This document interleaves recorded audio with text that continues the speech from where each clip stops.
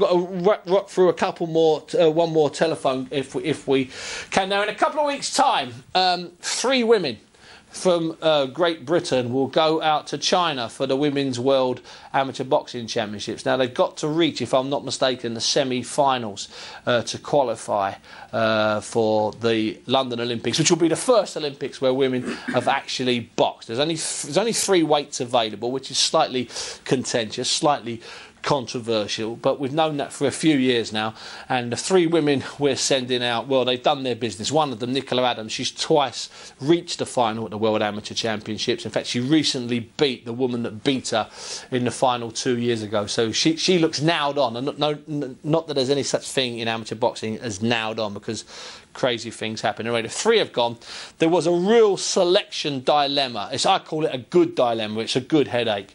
Lightweight, it was finally resolved, and a woman called Natasha Jonas went, and the 3rd woman is called Savannah Marshall. Now, so there's 3 women going. I think they'll all qualify, but it's not as simple as that. And to just talk briefly about them, and also maybe to look back at the last men's Olympic qualifier in Trabzon, because there was a bit of controversy there. I'm joined on the line now, I think from Sheffield, by the GB Olympic coach, Robert McCracken. Rob, is that you?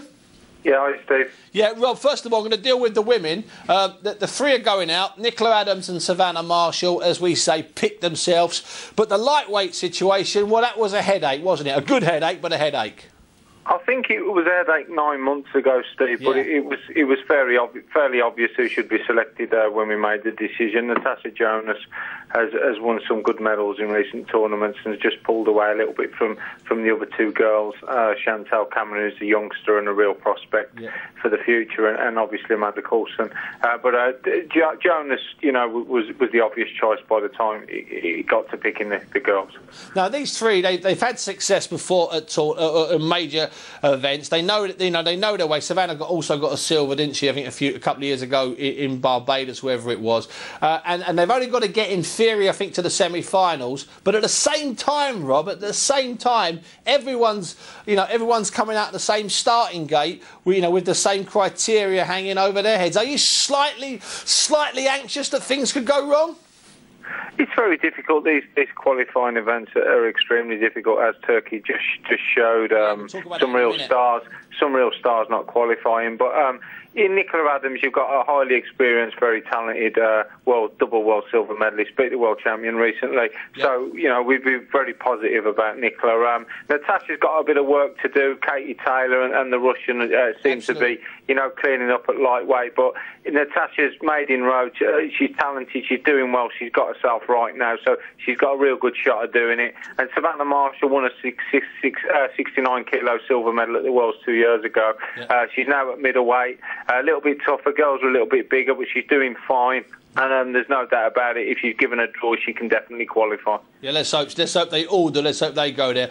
Now, Rob, you were just out in Trabzon at the final men's qualifier. No shortage of controversy there, and one of our boxers at light heavyweight caught up in the controversy. What's your take on it? And is there a chance? I hear there's 1 slot left at that weight. Is there a chance that it could be put forward for it? If I'm honest with you, Steve, I don't know really.